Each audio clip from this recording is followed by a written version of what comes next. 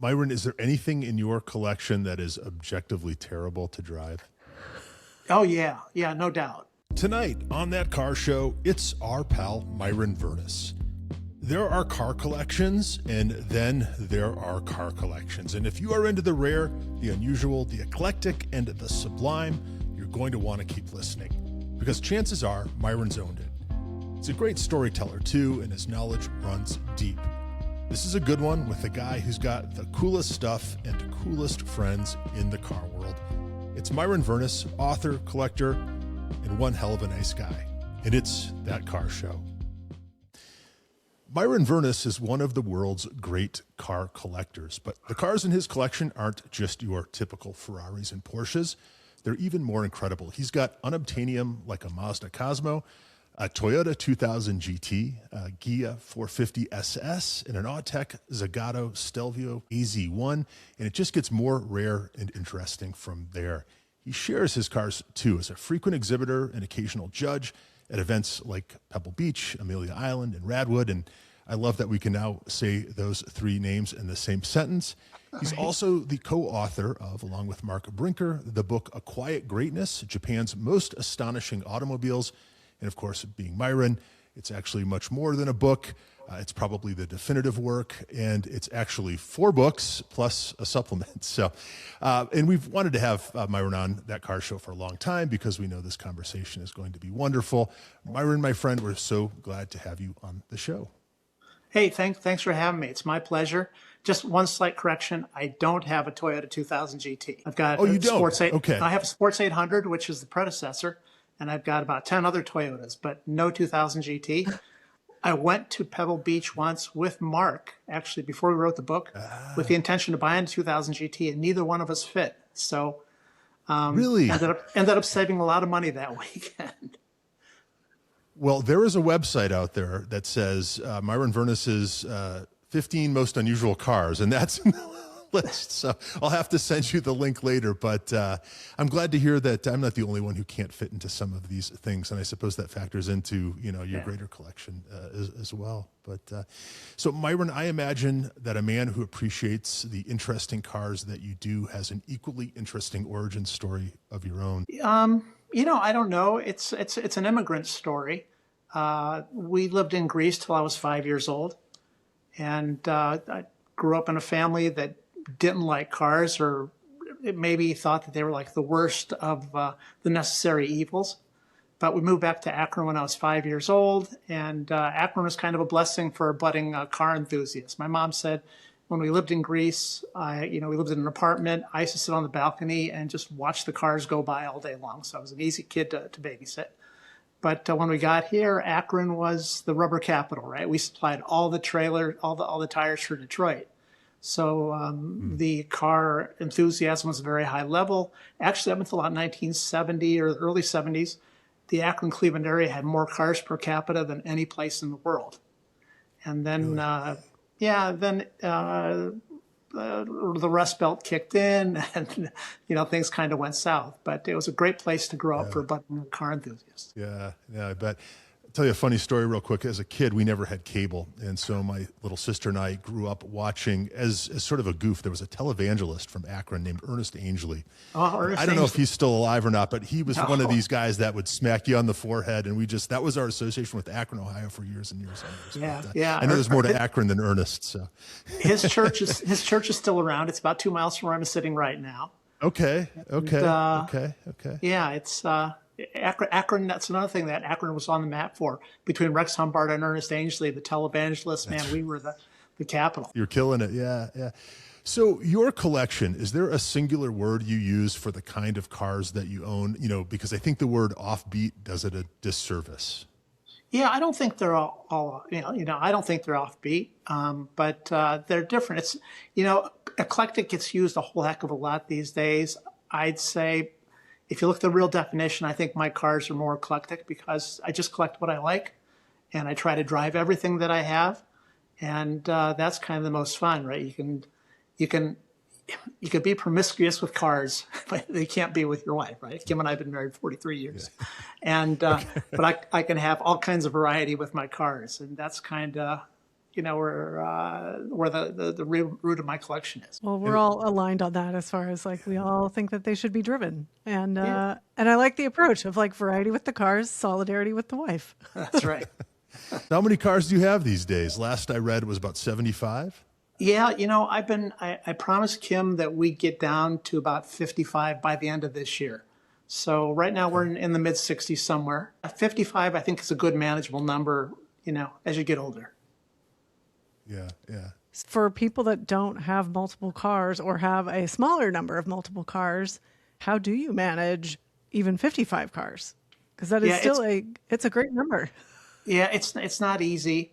I've been blessed to have a good friend in my shop who kind of takes care of everything there. He's kind of a mechanical genius. Grew up with flathead Fords and small block Chevys, but loves the challenge of a Citroen or even more unique things like that. So that's the easy way to do it. Living where I live in Akron, real estate values are really cheap, so it's easier to have a big building to kind of keep your stuff in. Just kind of one of the few benefits of living in Northeast Ohio. Where do you find these cars? And I guess more importantly, how do you even know that they exist? Because you've got some exceedingly obscure stuff. Yeah, for a long time it was me pursuing cars, kind of chasing things. Now the stuff kind of falls in my lap. I mean, I've got a Honda Coupe 9, Honda 1300 Coupe 9 coming in the next couple days. And that one actually came to me. And it's because I had a couple others and they were gone. So, and that's a pretty obscure car. It's the last model that Dr. Honda actually engineered for the company. It's air-cooled car they made. It's a pretty cool little car. So a lot of that stuff comes to me now. Basically, I'm the only person kind of goofy enough to buy some of this stuff. You find a lot of stuff that ends up on these websites and on the internet, like on Jalopnik and things like that, and people kind of go crazy on them, but nobody really wants to step up and buy them. So, I'm kind of like the last resort a lot of times, I think, for these people. You're the guy. Well, I like that. Some people are rescuing cats and dogs, and you're rescuing cars. Yeah, right. Is there anything you have that might surprise us? I think, no, there really shouldn't be. I have a 12-cylinder Toyota Century, which is kind of a sedate kind of sedan. Yeah. Maybe that's kind of boring and mundane. So maybe that might. No, those are so cool. There's a guy on YouTube out of LA that goes by the name of F Spot, and he has one that he has straight piped, and it sounds pretty impressive. So, sounds like an amazing one-car solution. Yeah. It's I don't know. To me, I love the stock. The great thing about the Century is what went into it in engineering and construction standpoint. I don't think that's a car unless you have like a real wreck of a thing that you want to build something. I think that stock is the highest and best solution for a Century. Yeah. For those who don't know, the Toyota Century is a pretty cool car. It's a car that was at least not sold in the U.S. in the same guise, right? So what is the Century? I know it was in the news recently because they announced is an SUV version, which I guess I want to know your thoughts on too. But how does that fit in with the JDM market in Japan? Well, it's the Japanese Rolls Royce. I mean, to put it bluntly, great car. You had to apply to buy that car. It's a handmade car. Even to work in the Century plant, if you had to be like a 10-year veteran of Toyota and go through another 6-month retraining process. So it's just the engineering and the quality that went into that car was unbelievable. Still the only production V12 Japanese car ever made, and really kind of reserved for diplomats and people in high levels of government in Japan.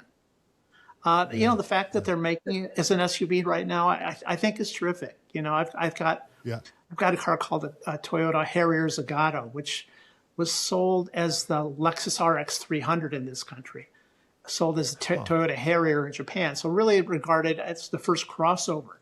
And when they started selling them in Japan, they had Zagato do 250 special editions. So we did one of those. So I'm all about crossovers and SUVs. So do those cars have the Zagato signatures, like the bubbles on the roof and? No, the roof, no, but it's got all kinds of body stuff all around it, special wheels. It's got the Zagato logo on them. So it's, and there's not a Toyota logo anywhere on the car, but the roof panel is a straight Toyota Harrier. My Autex Zagato that Ryan mentioned earlier, that's a body that was fully done by Zagato on a Nissan Leopard chassis, and that has a stylized double bubble. So what is it like to drive a Century? Because you've said you drive all your cars.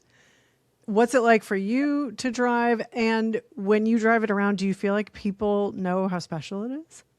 You know, I love driving it because you feel really special. It's like super smooth and super quiet, unlike most of my cars.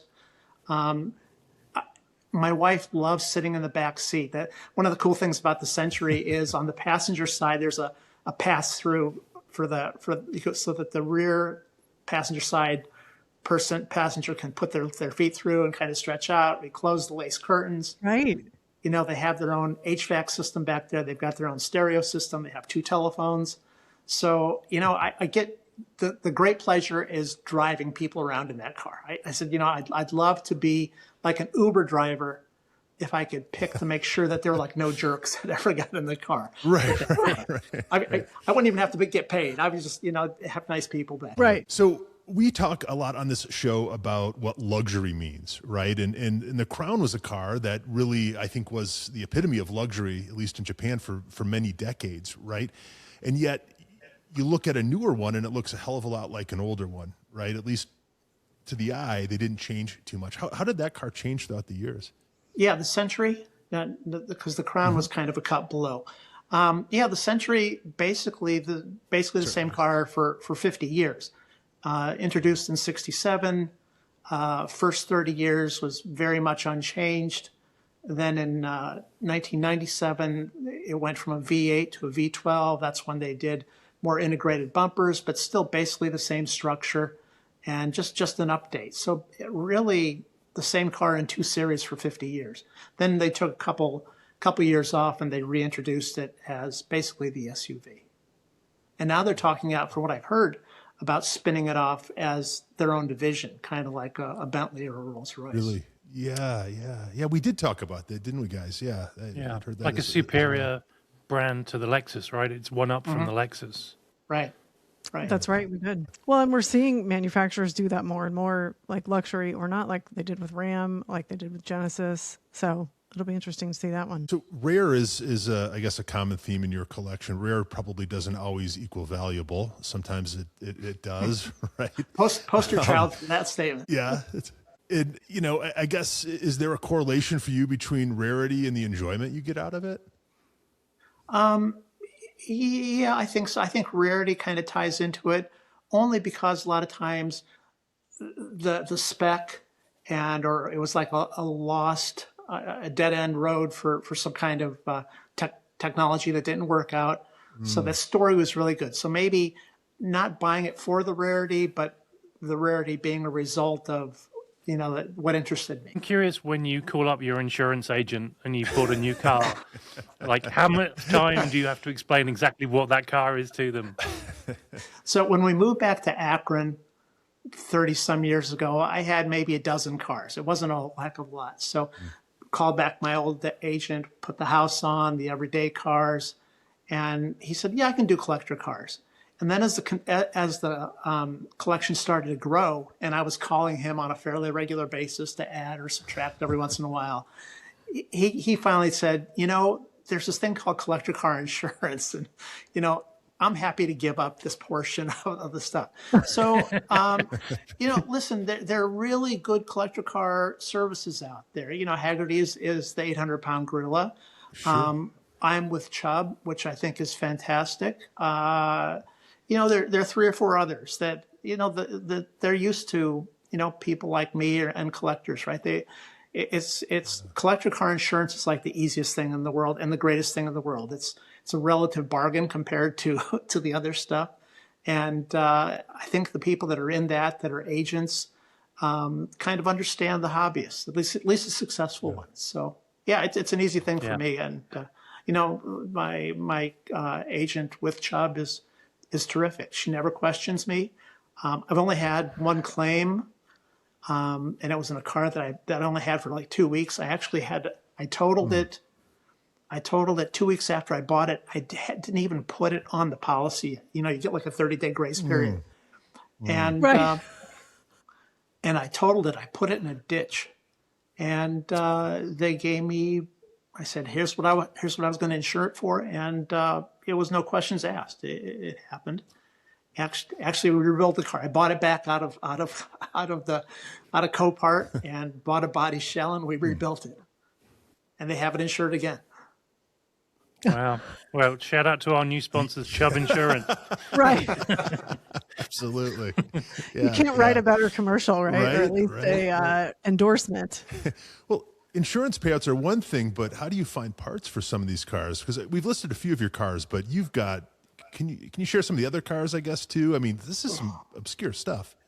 Yeah, there's a lot of obscure stuff, and again, thankfully, I have my friend who is a great fabricator, and again, one of the few benefits of living in Akron, Ohio, there are a lot of machine shops, a lot of support industries for automotive parts and support of the rubber factories and stuff. So there's a lot of that talent still here to do these things. Plus, I've been in the hobby long enough now that you have connections all around, and the world with the internet, the world has really shrunk. Before I used to be able to get parts all around the United States. Now I get them internationally. Not an issue. Like the Century has air suspension, and one of the airbags went down. I figured, what the heck, might as well replace them all while we're at it. I found a source. Toyota still supports them, but the prices are like super, super crazy expensive. But I found a source in the UAE that supplies them at a fraction of that, and I get them DHL 3 days. So that's parts are. If you're going to put yourself out there, parts are not that tough. You just can't be afraid. Yeah, interesting. That's true. Yeah. Interesting. What a time to be alive, right? Yeah. So what are some other cars you've got? Like what do we not know about? That's a good question. Yeah, do you have to consult? Do you have a list on the? Yeah, It's like I can tell you, but then I'd have to kill you. Our youngest daughter is a lawyer, and she has the spreadsheet. She's the one who knows where everything is.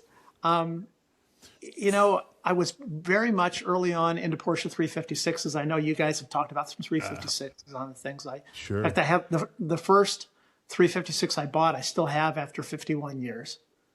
Wow. And which one is that, Myron? 63 B Coupe, nothing car. I should have kept the Carrera Speedsters and the Carrera Coupes and stuff, but I kept the Bondo laden 63 Coupe. But I love it. It was $1,500 with a new paint job and a rebuilt engine. Oh wow! Which was a bargain, except for the fact I only had $900 to my name. But I've owned over 100 356s. Have you really? Yeah. But they were really cheap back then. Sure. Right. I've owned over 30 Porsche tractors too. I was importing them before they got to be a thing. Remember the Porsche tractor race that happened at Rennsport, right? Rennsport? Yeah. First and second place were sourced by me. So That's amazing. Yeah. Wow. So I was in 356s a lot. Really wasn't into American stuff, but lately, in the last 6 or 7 years, I've really gotten into American customs. Basically California customs from the 50s, for the most part. I've gotten half dozen of those. I bought my first Corvette 6 years ago, and I didn't even buy it. I traded, and most of my friends were shocked by this. I traded my Alfa Montreal for a 1958 Corvette that was customized by George Barris.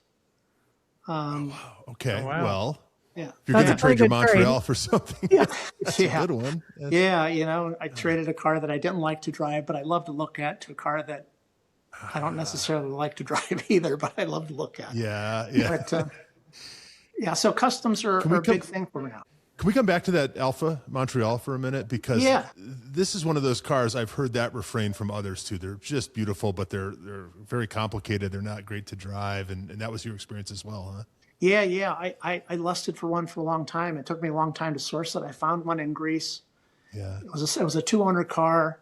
It had been shown a lot. It had been done rallies, but not, not competitive rallies, like touring rallies. So it was like best. It was a car that was driven, loved, and maintained. And it got here and it was better than represented. I was so happy to get it. Really? And, that's one of those things that it's so beautiful to look at. I think it's Gandini's second greatest design. It's comfortable. The steering wheel is just sensual, just holding it. It's got the best transmission of any car I've ever driven. But the package I can't explain it. I just didn't love the driving experience. And I ended up keeping it 8 years because I loved looking at it for so much. And I kept trying to drive it and do it, and it just didn't do it for me. Yeah. I'm going to ask the $1 million question then. What was Gandini's best design? Yes. The Miura, no doubt. Yeah. That's fair. There you go. Good answer. That's the correct answer. Yeah. Are there still Myron-worthy cars being produced, or are these all artifacts of an earlier time? You mentioned earlier that some of the cars you have are sort of technical dead ends or what have you. Are there newer cars that will someday find a place in your collection, or? I'm kind of an automotive omnivore. I really, other than a Trabant, there isn't one car ever made that I probably wouldn't want to have. I think we're kind of in a golden era of cars right now. I don't shop for new cars. I've got maybe 3 cars with cup holders out of the 65. So I'm not into modern cars, but there's a lot of really, really great cars out there. I would love to have a Ford Maverick. I think a Maverick is like the coolest thing out there right now. Yeah, they are neat. I just saw one today, and I thought, that makes sense, right? Yeah. It's Right. got everything you need, nothing you don't. Yeah. The car I totaled was a Dodge Rampage, which was like an 80s version of a Maverick. A 2-door kind of thing. And one of the last few cars I bought, I've got a Lincoln Blackwood, which I think is like Oh my gosh. Yeah, it's like the American version of the Century. I just feel good driving it. Well, and that was such an interesting concept on their part, and it just didn't find its footing. But so it's interesting to hear, that you have one and enjoy it. Yeah, well, they were 2 or 3 years ahead of their time. People weren't spending that kind of money on luxury. Right. Mm-hmm. So that's Yeah.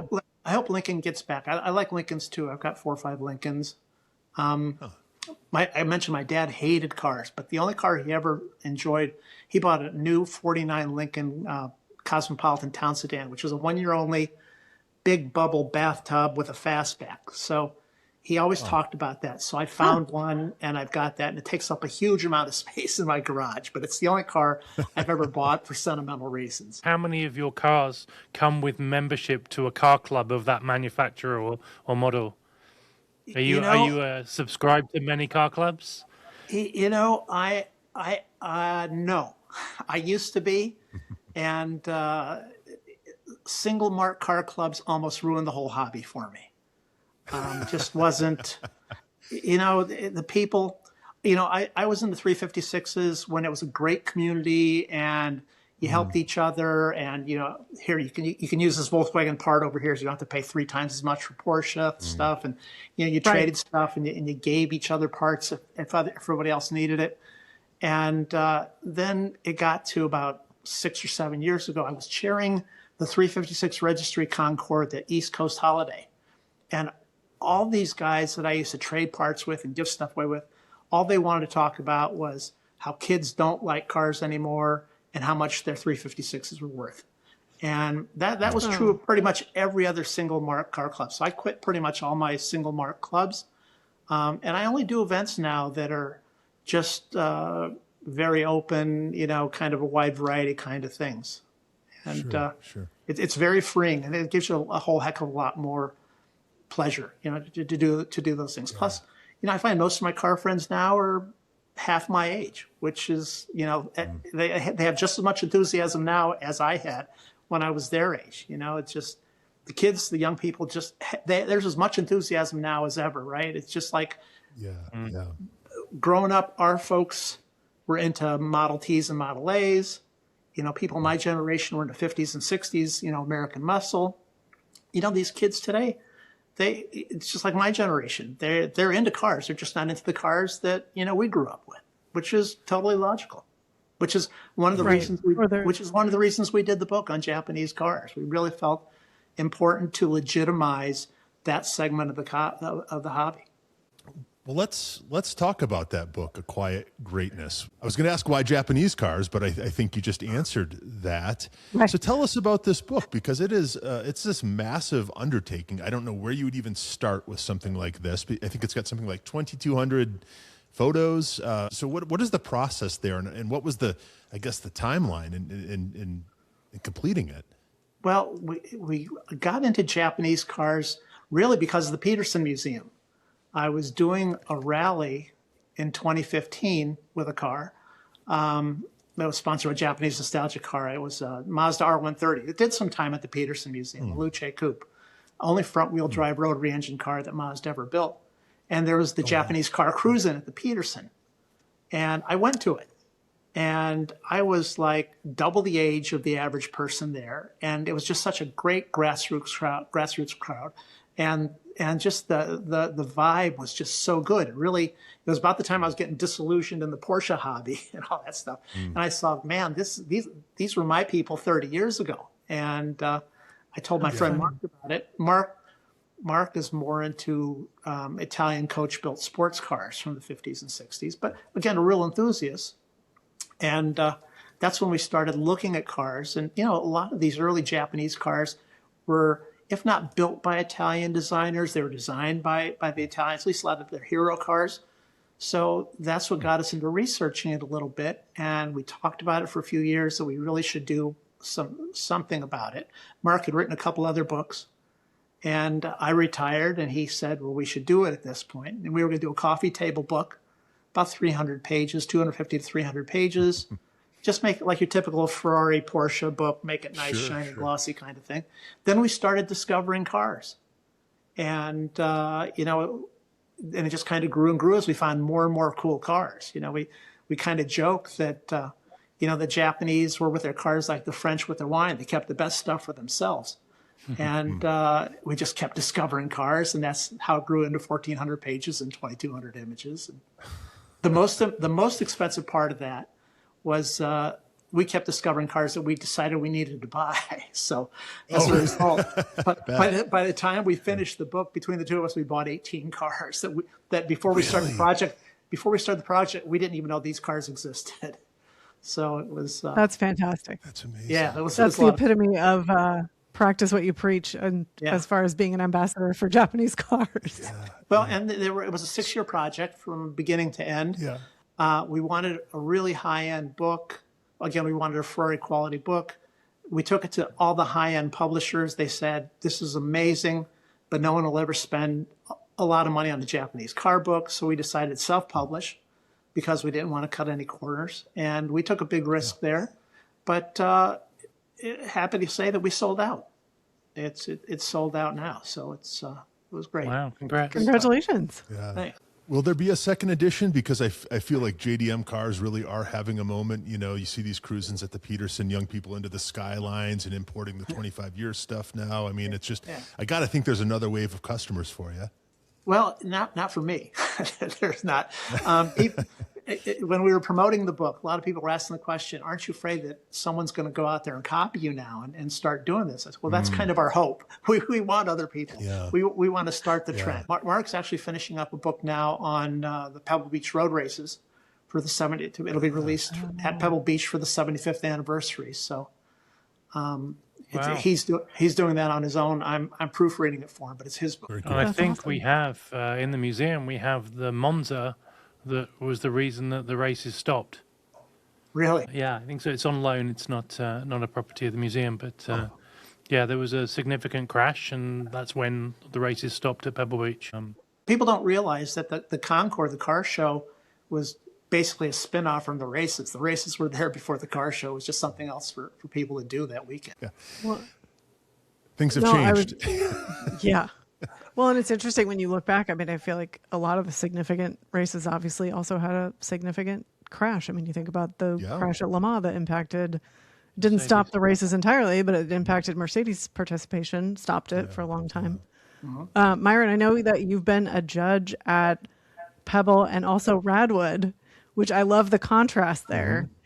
And we haven't had the opportunity to be judges yet. So I wondered if you could share what the judging experience is like in general, and also those two events, because they could not be more, different from each other. I've not judged at Pebble. I've shown at Pebble several times. I've judged at Amelia Island. I've judged at Amelia Island and all the other. And I used to have my own concours in Ohio called the Glenmore Gathering. You pick a low-income area to do a very high-end car event. It's not a good economic decision, but we had a heck of a lot of fun. We did it for 18 years. That's the important part. We've judged high-end concours events as well as Radwood. And, the Radwood's a heck of a lot more fun. Actually, Concours de Lemons is the most fun to judge because the bribes are fantastic. It really, you'll walk away with good booze and good food and a good time. So that's the best of all. The bribe economy is alive and well at Lemons. Absolutely. We live a good part of the year in Greece where the bribe economy is part of everyday life. So it's old hat to you. Yeah. So Concours de Lemons was an easy fit. It's just different criteria. French judging is really kind of the way to go, where you're just getting kind of a special car, and there's a bit of a quid pro quo. I don't care where you're judging, but that's all part of the character of the event. There's some people that do it and do it well, and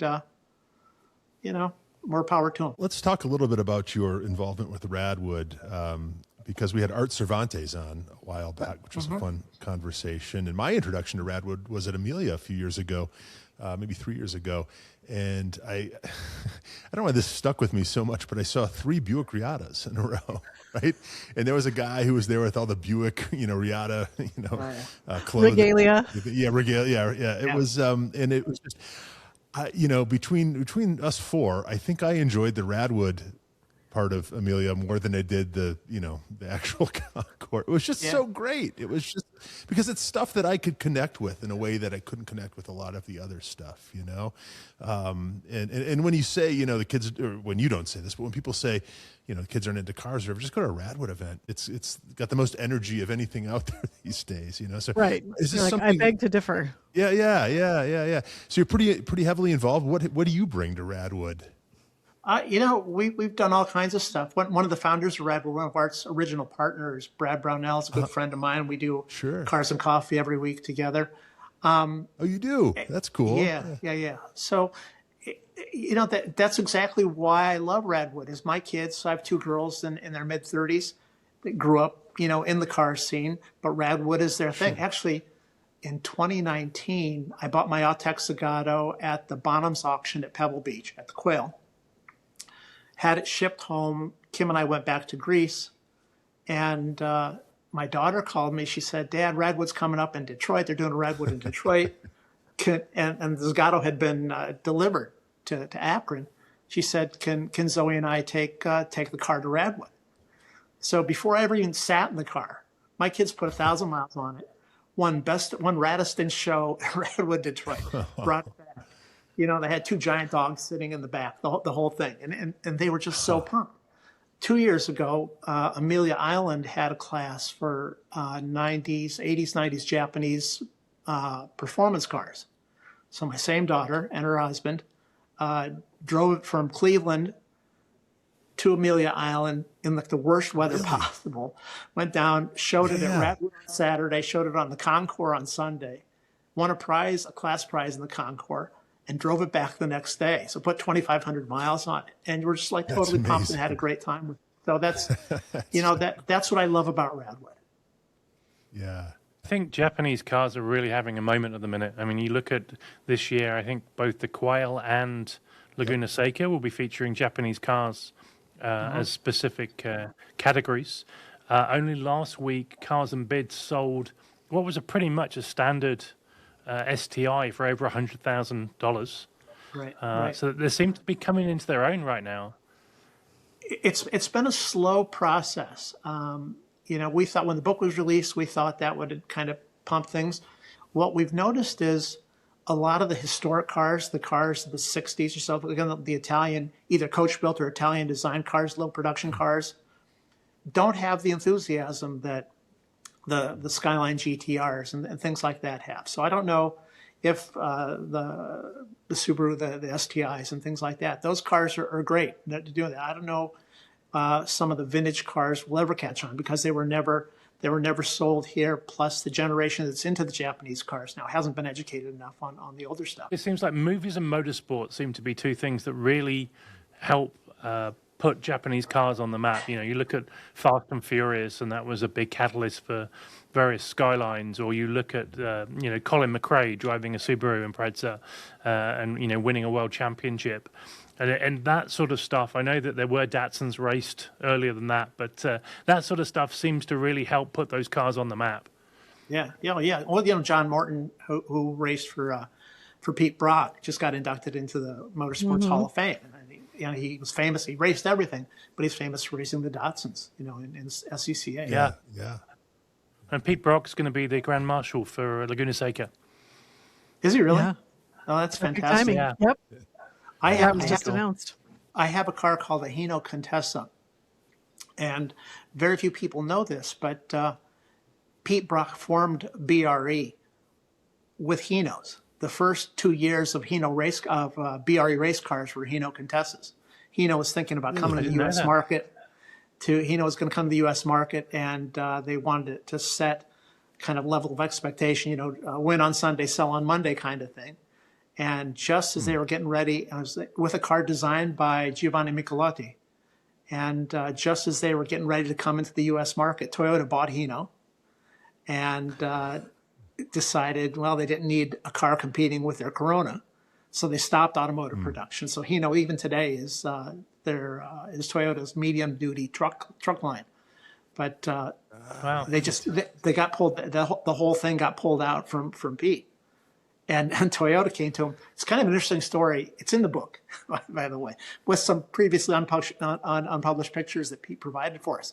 Toyota came to him and said, listen, we know that we pulled the rug out from under you.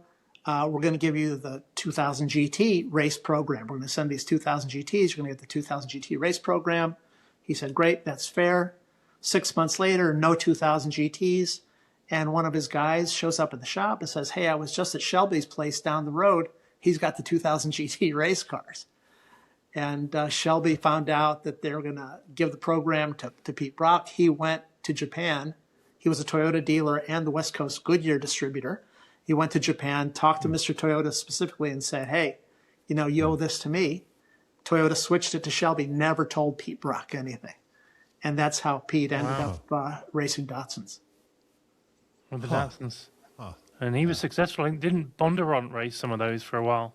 Yeah. So he was Bondurant was the East Coast guy, and Pete was West Coast. Do you have a favorite Japanese car of all time? Yeah, I do. My Mazda Cosmo, only because, and it's kind of a funky car. It's painted the wrong color. It's got slot mags on it. It's got some rust bubbling here and there, but so it's not the greatest Mazda Cosmo in the world, but I say it's the most driven one. Bought it, had it imported from Japan to Greece, drove it in Greece as my only car for a couple of years, then had it sent here, and it's just such a special car to drive. And I don't know if they're all that way, but that particular one is probably my favorite one to drive. So for those who don't know this car, it's a rotary car. It's a sports car. Back in the day, it would have competed with what? It was Mazda's Halo car, and it was their first production rotary car. So it was priced up there with close to like E-Type Jaguars and things like that. Really? Yeah, really expensive. Didn't sell much, but it was a handmade car. They made five a day for 5 years. They made one a day for 5 days a week for 5 years. So it was a pretty special car. And the Cosmo name has kind of stayed within Mazda off and on. Last fall I bought the last Cosmo, which is called the Unos Cosmo, triple rotor, twin sequential turbochargers. So that was like their last kind of Halo car. It sounds like a superhero. Yeah, right. And it does look a little bit like a Buick Reatta. It's kind of that generation. That's a great callback. In fact, I'll probably take that to the next Radwood. Right. I always imagined that original Cosmo like just driving like very fluidly, like it just I don't know, just would dance. But that's maybe that's me seeing it and interpreting that as how it would drive. Which You know what? A friend of mine great. who drove it, who's a designer and a real enthusiast, he says it's like driving a very, very smooth Lotus, which kind of makes sense. Yeah. Sounds kind of like perfection, So you have this vast, breadth of knowledge with rare and obscure cars. And is there anything out there that you think is functionally extinct in 2026? Extinct, meaning I've heard stories. There are no more. Like I've heard stories of some of the British cars, like the British Leyland cars and things, like they just didn't last, and there are none registered. Do you know of anything that's like the passenger pigeon of cars? Yeah, no, they're out there. Even if you don't know, They're all out there. Yeah, I've got a few cars that are like the only known surviving example, but that doesn't mean there aren't more out there. It's the only one that's like registered somewhere. No, there's so much stuff. I mean, we've sold the United States alone, for years we're selling 12, 15, 16 million cars, so there's so much stuff out there. Absolutely so much stuff out there. Yeah. But now I'm curious, Myron, what do you have that may or may not be the only examples extant?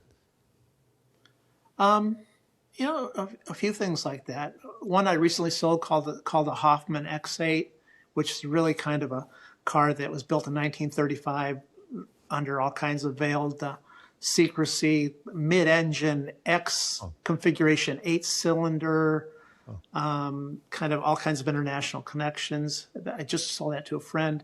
I've got a car called the Paxton Phoenix. You've heard of Paxton Superchargers. They made one car. Car was made in Los Angeles, actually, where Paxton Products used to be based in El Segundo in the early 50s. Run Trek magazine cover car in 57. That's one of one. Still has less than 1,000 miles on it. It's been displayed at the Peterson before. We should ask our fourth member of the group what it was like new. Michael Latasso's from El Segundo. Right. So Right. we can ask him what it was like when it rolled off the factory floor. That's so funny. So things like that. I probably have a few cars like that. Yeah, it's so wild. What do you daily drive, Myron? I mean, you said you're not against new stuff, but what do you daily? Today I'm driving in the snow a 1991 Infiniti M30 convertible. That Love that. During the height of in COVID. contrast.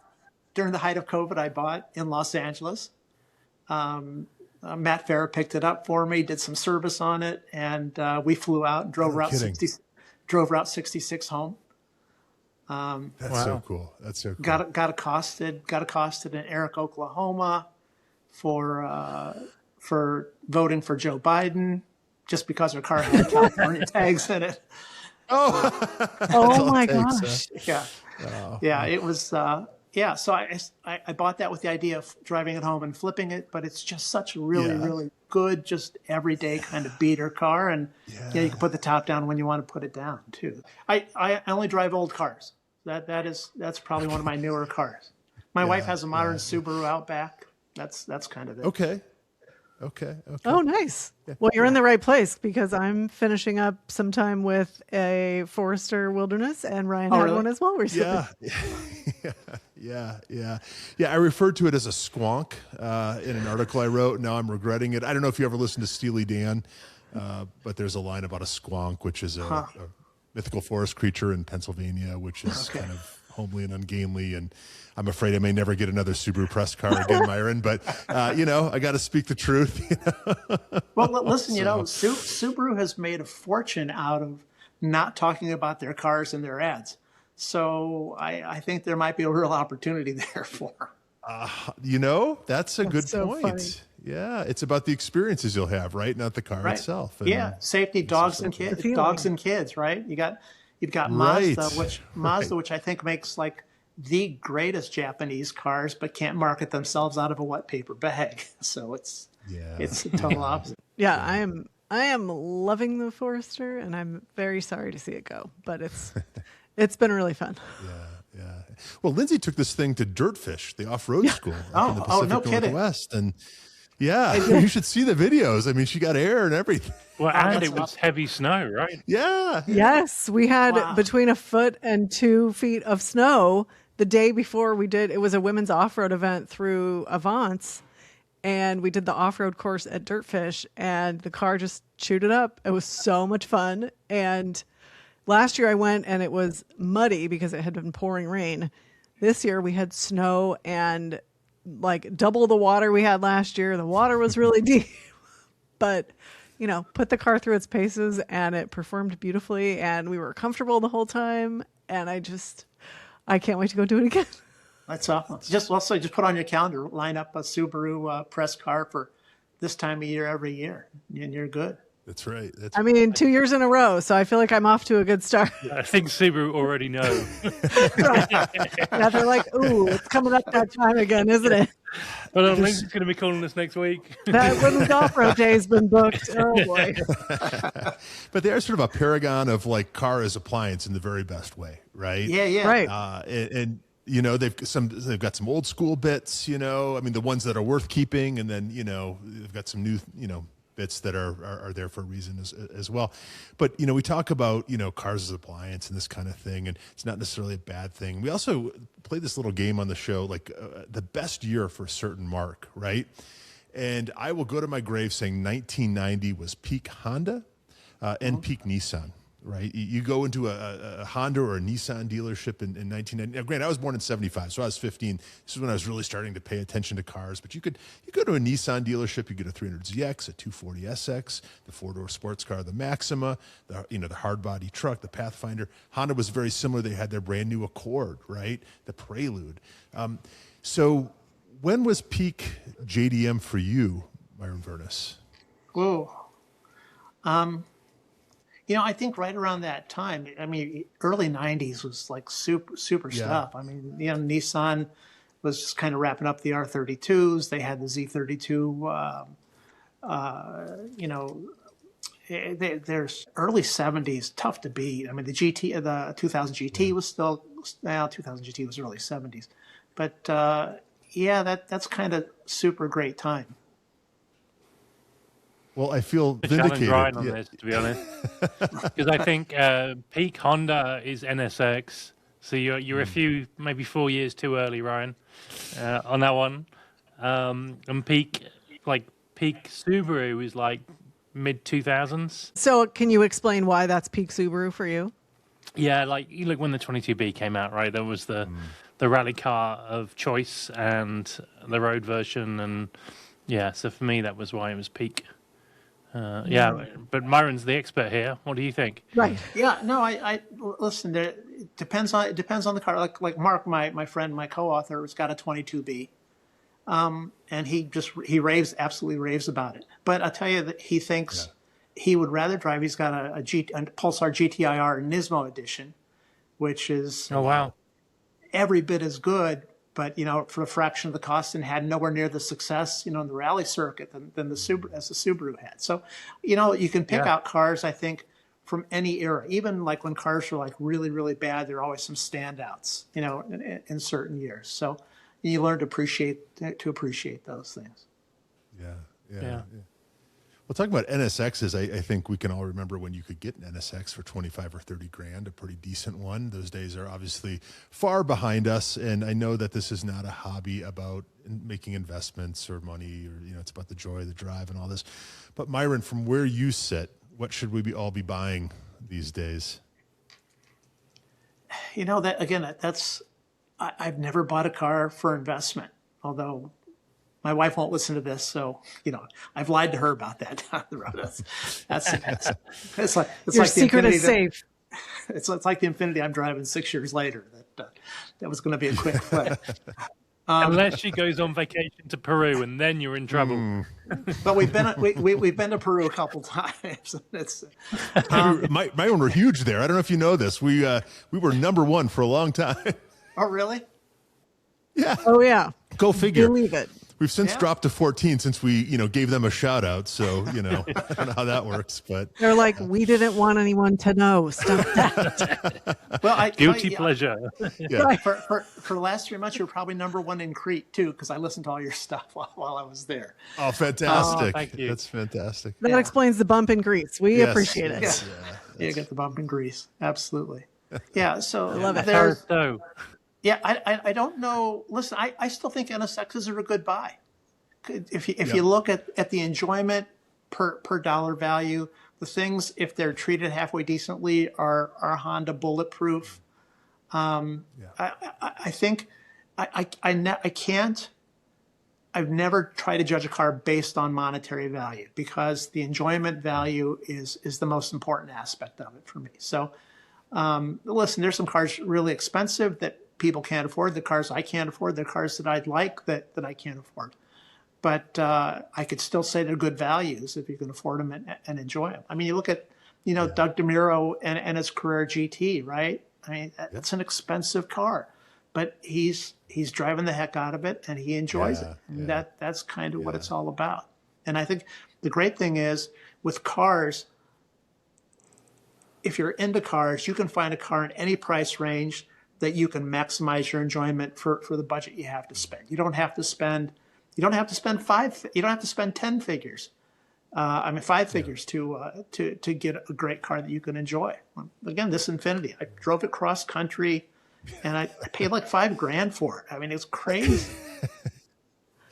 The enjoyment is inverse sometimes to the amount you have to put into it. But I think you're hitting on something that we hear from a lot of collectors, especially those, I think, with bigger collections, is they say, you say like, well, what's the theme of your collection? And they say, I buy what I like. And I think if you're in the car hobby to enjoy them, and that drives you, pardon the pun, then you do end up maximizing your own enjoyment. Right. I mean, that's really what it's all about, is getting the enjoyment of, whether it's driving it or showing it off or tinkering with it or, cleaning it, there are all kinds of things that can bring you joy out of this hobby. Myron, is there anything in your collection that is objectively terrible to drive? Oh, yeah. Yeah, no doubt. I'll say currently. Yeah. I bought a Subaru, and I'm not down on Subarus, but I bought a Subaru, a 1974 Subaru GL that was customized back in it's got big Continental spare, and it's got big grill, Lincoln grill with Cadillac headlights and stuff on it. It's a front wheel drive. The roof's been cut off on it, and it's a horrible car to drive. Absolutely horrible car to drive. But one could argue that the terrible driving experience is down to the modifications and not the fault of Subaru, perhaps. No. If they hadn't added like 200 pounds of Bondo and stuff and spare tires and stuff, it was probably a fine little car back in its day. Yeah, the Lincoln. You said a Lincoln grill, right? That alone would double the weight of the car. It sounds like. Yeah. Probably the worst car. Probably the worst car I ever had, and I had two of them. Oh, really? I posted a picture on Instagram today because it came up in my history. A car called Alita Caballero, which was made in Post Falls, Idaho. It was it was back in the old days of Jalopnik. One came up, and I bought it on eBay, and I got kind of famous on Jalopnik for buying it. And I kind of named it as the finest and most beautiful car ever built in Post Falls, Idaho. And there's this guy who'd gotten really rich, and he invented this machine that fed chickens, and he wanted to set up a car business so his kids could have a business to go into. So he struck a deal with GM, and he was buying stripped out brand new Chevettes, and he was adding a body of his own design. Okay, this is a chicken farmer out of Post Falls, Idaho, had designed this body and sculpted it out of Bondo and fiberglass and stuff, put it on there. And they made 97 of them. And the only thing worse than the way they looked was the way they drove. I mean, just really, really horrible. Yeah. I mean, that one definitely wins for best story, I think. Yeah. What is it about? Nope. What is it about cars and dreamers and all this, right? I mean, it just sort of seems every once in a while you just get one of these perfect storms like that. Yeah, I think. Listen, we're seeing it now with electric cars. I think we saw it Yeah. around the world maybe about 100, 120 years ago, the turn of the 20th century, when people were, there were the United States at one point. Well, over the course of the 20th century, had over 2,200 manufacturers. People who tried to build cars. And I think a similar thing has happened. We've seen it recently with electric cars. A lot of these companies have gone into the electric car business. They see an opportunity either to build a better mousetrap or to get famous doing it, Yep. or just to flat rip people off. I mean, and all those are real reasons to start one of these car companies. You take a thing like a Fisker Ocean, and you could say any one of the above could be applied to this car. It's a beautiful little car. I mean, it's a total piece of trash, and I think an argument could be made that people knew all along that it was a piece of trash, but people walked out of there with cash. So I think the allure is there. I mean, a car is a flashy thing, still something, an object of desire. Yep. That's it. And poor Henrik Fisker can't catch a break with his cars, can he? I mean, you go back, I think he's done okay. He's done all right. Yeah. Okay. Yeah. He might be the most resilient man in automotive. Yeah. That's a better way to better way to put it. Yeah. And listen, you got to give him credit. And he designs beautiful cars. He really does design beautiful cars. Yeah. Myron, you mentioned Instagram, and I think you are definitely noted for being as active on Instagram as you are. And you mentioned a lot of your car friends are younger generations than you. You've been in the hobby before social media came along. How have you seen it change your experience of the car world? Yeah, I stay involved again because of most of my closest car friends are younger people, and they're involved, in different forms of social media. So I do that to kind of help them along and stay in contact with them and just kind of stay relevant with them. So that's the beauty of it. I have a lot of friends my generation, and I'm a boomer. I'm a proud boomer. I can't deny when I was born. That just refuse to kind of get involved. And I think they feed my life. And if I can help them along too, that's really the motivation for me to stay in there. And listen, and I see some of these influencers and stuff that have made a lot of money in it. Gosh, I wish I never could figure out how to make money in the car business, when I was younger. So, I'm not going to try to start now. Right now, I just do it for, it's a symbiotic relationship. And if people want to follow you, you're Junkman 356, is that right? I am, yeah. On Instagram, and then either that or my name, like on Blue Sky or Twitter. Okay. Yeah. You have a Reliant Robin? I have a Mavea Robin, which was so okay. So now you mentioned the worst car to drive. Okay, here's another one. This is the Myron would like to change his answer. Yeah, this is the scintillating combination of British engineering and Greek manufacturing. Oh wow, that's a combo. Made under That's a 1-2 punch. Zing zing.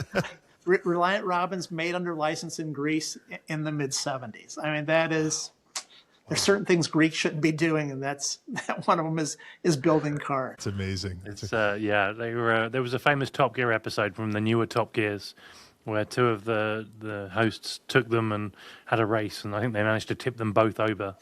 Yeah. So I'll tell you a funny story about three-wheeled cars. I have another three-wheeled car made in Van Nuys, California, called a Davis. The museum has one, 1948 Davis. And we had a group of Davises at Amelia Island a few years ago, and 16 were made. There are 15 left. Almost all of them have four-cylinder engines. Mine has a Nash 6, and Really? Wayne Carini has one with a small flathead Ford in it. So for years we argued about who had the fastest Davis in the world. So when they asked me to take the car, I said, I'll bring it down if Wayne and I can have a drag race and finally determine who has the world's fastest Davis. So we were able to close one of the runways at the Amelia Island Airport for 2 hours for the princely sum of 2 cases of beer. And we drag raced Davises. And happy to say I'm the proud owner of the world's fastest Davis. Wow. Yes. Wayne yes. Carini, you're listening. We have the champion on our show, guys. Well, the funny thing is, we were at Pebble Beach that year. He taps me on the shoulder. He says, "Hey, I realized there was something wrong with the ignition. I'm ready for a rematch." I mean, he took it seriously. Oh, he's definitely a race car driver. I love it. I love it. I love it. Well, Myron, I think it's fair to say you have some of the coolest cars in the world, and I think you have some of the coolest friends as well. And we're really honored to have you join us tonight. I know we could talk for 2 more hours, but love to have you back sometime if you're up for it. And everyone listening needs to follow Myron on Instagram because it truly is one of the best accounts out there, and it's Junkman356. So, Myron, can't thank you enough. It's been a real pleasure. You're a fascinating guy with some fascinating cars. So thank you very much for joining us tonight. It's been my pleasure and an honor to join you. I love your show and wish you continued success. Thanks so much. Thanks so Well, we much. appreciate the support so much, and it's been really fun chatting with you and hearing about your super unique collection. Super. Well, Myron, thank you again. This is That Car Show. And until next time. Remember, always be driving, and we'll see you next week.